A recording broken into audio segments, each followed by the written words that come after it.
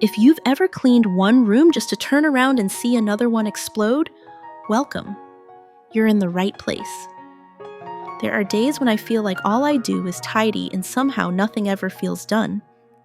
The sink fills back up the counters, catch everything, and I find myself standing in the hallway with a laundry basket, wondering, is this just what life is now?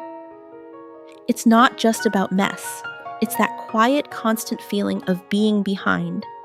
Behind on the house, behind on rest, behind on the version of yourself you thought you'd be by now. If that sounds familiar, this video might help you take one small breath of space, not by doing more, but by doing less with more intention. Let's get into it.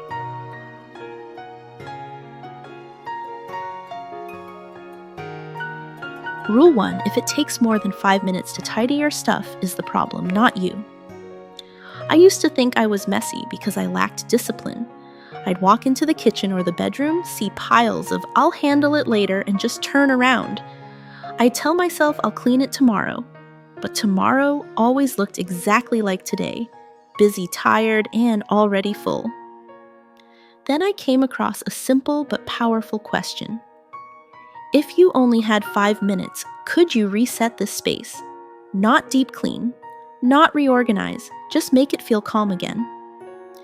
If the answer was no, I finally understood I didn't need more motivation. I needed less stuff. So I started small with one spot that frustrated me the most, the kitchen counter. It had mail chargers, random jars, a cracked mug I kept just in case. I didn't try to overhaul everything. I asked myself one thing, what's here that makes daily life harder? And I removed just that. Old spices I never used, a duplicate can opener, papers I hadn't touched in months.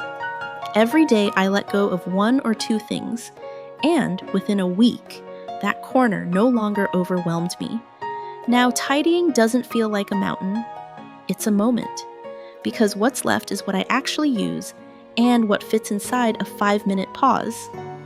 And if 5 minutes still feels like too much, tomorrow I'm sharing 15 tiny 1-minute habits that help keep things organized before they pile up. Nothing fancy, just simple moves that make life lighter. But first, let's talk about a mindset shift that makes letting go a whole lot easier.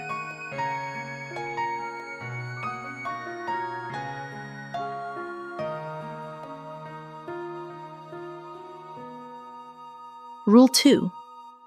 If you wouldn't buy it again today, it doesn't belong in your home. There was a pair of boots I kept moving from one corner to another. I hadn't worn them in over 2 years, but they were good boots, not cheap, hardly used, still in great condition. I kept telling myself, maybe this fall, even though every fall I reached for something else. One day I paused and asked a question I'd never considered before. If I saw these in a store today, would I buy them with my own money right now? The answer was a clear no. Not because they were bad, but because they just weren't me anymore. And suddenly it felt easier to let them go. This simple question became a filter I now use with everything: gifts, clothes, gadgets, even sentimental pieces. It cuts through guilt, sunk cost, and what if. Because keeping something, just because it used to matter or used to be expensive, doesn't serve the version of you who lives here now. Letting go isn't about waste. It's about choosing what deserves space going forward. Next, let's talk about the rule that helps keep that space from filling right back up.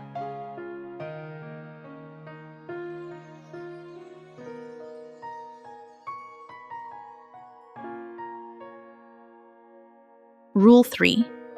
To avoid clutter creep, make every new item earn its place. I used to think clutter came from shopping too much, but really it came from never letting go. Every drawer, closet, and shelf slowly filled with things that had no business staying even as new stuff kept showing up. So I started a habit. If something new comes in, something else has to leave. One in, one out. If I buy a new mug, I let go of one I never reach for. If I bring home a new cardigan, I choose an old one to donate. It's not about being rigid, it's about being honest. Do I really have space for this? This rule keeps me from accumulating just in case items. It reminds me that space is finite and peace is worth protecting.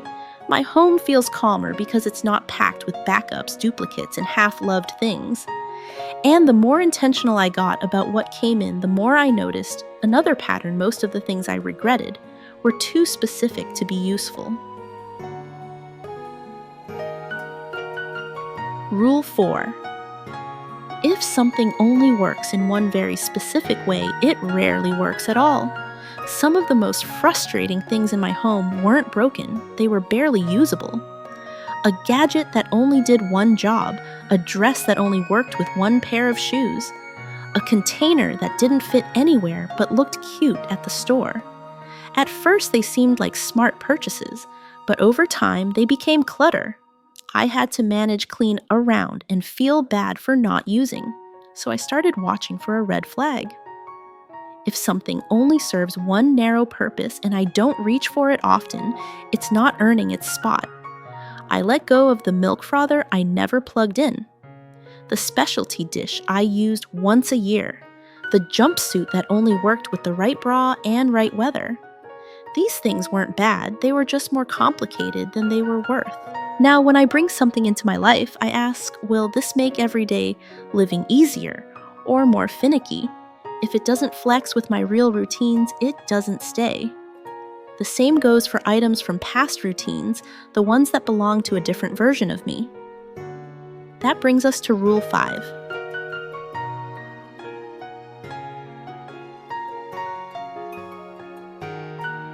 Rule 5. If it doesn't belong to the season you're in, it's not serving you. I used to open my closet and feel like I didn't even recognize the person those clothes were for. Blazers from a job I left years ago. Dresses I used to wear back when I went out more. Craft supplies I bought during a phase that came and went quietly. It wasn't just clutter, it was emotional noise. Those things reminded me of who I used to be or who I thought I'd become. And in holding on to them, I made it harder to fully live where I am now. So I changed the question. Instead of asking, do I want this? I started asking, does this fit the life I'm actually living, or just the one I keep imagining? I let go of jeans that made me feel bad every time I saw them. I passed on decor from a style I've outgrown. And in doing that, I created space not just in my home, but in my head. Because every item from a past chapter takes up room in this one unless you close that page on purpose. But what about the stuff we keep, just in case? That's a different kind of trap, and it's Rule 6.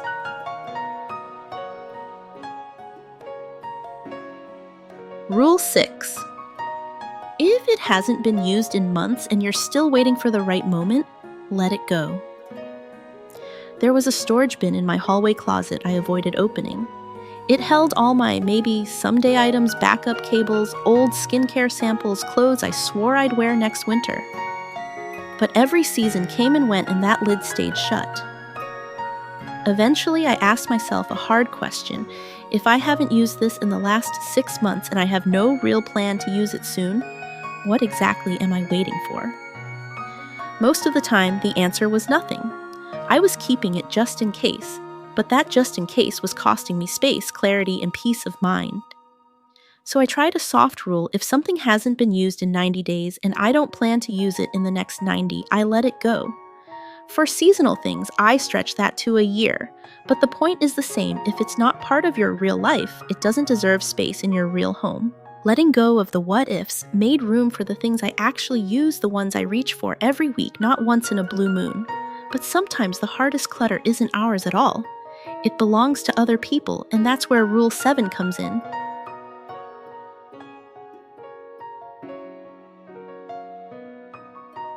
Rule 7. Your home isn't meant to store other people's stuff or their expectations. One day I looked around and realized a surprising amount of what I was holding on to wasn't even about me.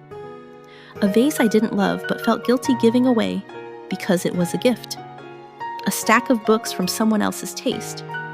Decorative pieces that looked good on Pinterest but never felt right in my space. At some point, I had become a storage unit for things tied to other people. Their opinions, their approval, their idea of what I should keep. Now, before I let anything take up space, I ask a different kind of question. Am I keeping this because it matters to me, or because I'm afraid of what someone else might think? The answer is often uncomfortable. But once I get honest, the weight lifts. Because peace comes when everything in your space has been chosen, not just received, inherited, or absorbed by default. And once you feel that kind of clarity even a little bit, it changes how you move through every corner of your home.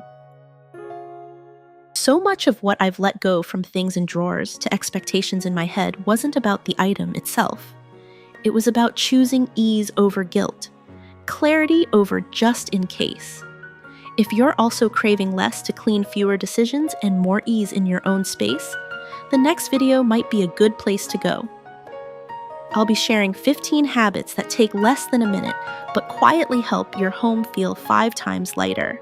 And if something here helped today, feel free to like this video. It gently lets me know what's worth sharing more of. Thanks for being here.